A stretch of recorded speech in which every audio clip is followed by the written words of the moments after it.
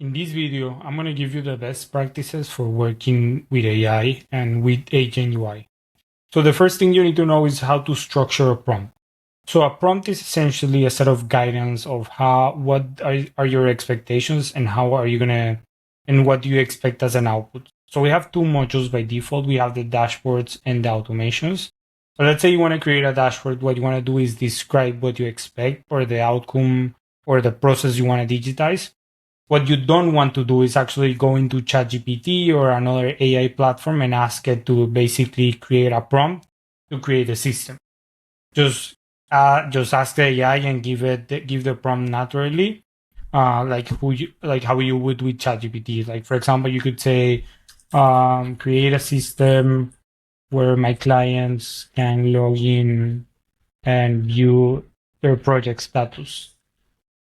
I need an admin page and a client status page where they can view their status.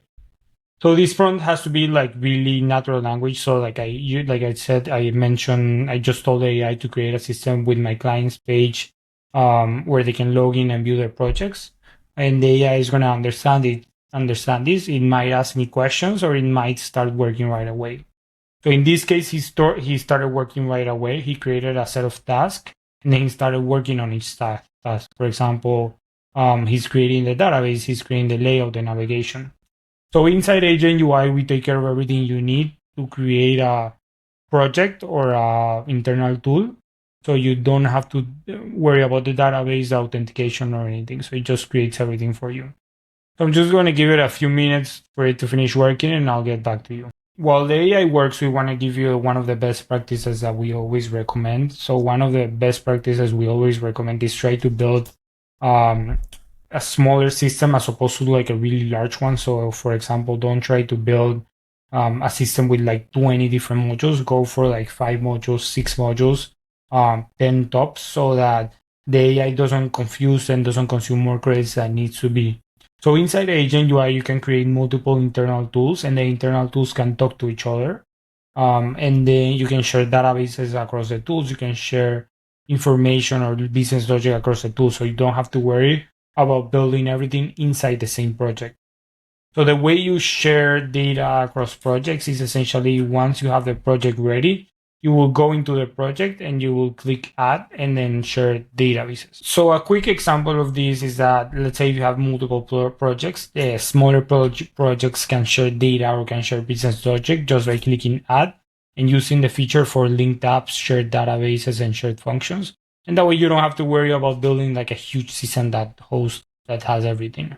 Another thing we do recommend is that the AI can only modify what it sees. So if you wanted it to fix something, make sure that you use the feature first so it can see like what you did and the steps you took. So the AI finished the project or the first version that we asked it to build. So now their next step would be to actually test and make sure that everything is working. And if something is not working as expected, we can ask the AI to fix it or improve it, or we can tell it, hey, this is not working, and it would fix it. Here's our project. We have the dashboard, the projects, and the clients. We can test it out. You see here, for example, that the button doesn't have a text. So this is a good example. So if you want to tell it to fix, you can click here and then select the element. And then you can tell the AI, and the AI would see it. So one thing to keep in mind is that whenever working with the AI, it is important to reference what you want to modify. So a quick example would be like using this select element action, where you can select an element inside the page and make sure that it can fix it. Another thing is to be able to like reference what you wanted to fix. You can specify a page or an element in the page, so that the AI knows what you want to fix, or knows what you want to modify. So you never want to give a prompt to the AI where you say like modify this and you never say what you wanted to modify. So for example, you would say something like, if you don't use a selected, you would say something like modify a client's page and add this feature, or modify the client's page and change the colors. So the AI knows what you're referring to. Another thing that we do recommend is to always create a new chat. So whenever you're working on a new feature, you're changing new features, make sure to click the plus icon and create a new chat so that you make sure that the AI doesn't have old reference or a really long chat that consumes a lot of credits. So try to keep this clean and only use the previous chat if you're working on the same features. Whenever you change features or you change what you want to work, make sure to create a new chat and keep it clean. One thing that we do recommend is that the AI ever gets stuck, that you can always change models. So we have a lot of models and each model is good at a different thing. So for example, Opus is the most advanced model that we have currently. And Opus is really good at fixing really complex things, but it consumes a lot of credits. Same as GPT 5.5. But we do have, for example, GPT 5.4 that is really good at design and really good at improving design. Gemini 3.1 is really good at fixing things that are broken. And then Gemini 3.5 Flash is a very fast and efficient model that can do things really fast, fix things very fast. And then GLM5 is an open source model that we host in the US to make it really cost effective to make simple changes or simple fixes. Another thing to keep in mind is that we have two modes. So we have planning mode and build mode. So whenever you are planning and you want to ask questions to the AI, you want to switch to planning mode. But whenever you're ready to build, you can switch back to build mode.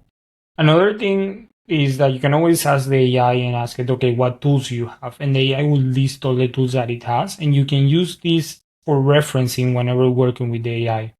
For example, you have a search the web tool. You can tell the AI, go and search the web and try to find more information about whatever you're working on. Or if, let's say, you want to send an email to a customer and you want some ideas to how to structure it, you can tell the AI, go and search a web for the best practices on sending emails to clients. Or you can tell the AI, okay, can you look at previous version to see how the system used to work? Or you can also tell the AI, hey, can you use the Explorer tool to find how this specific part of the application works or how we can improve that.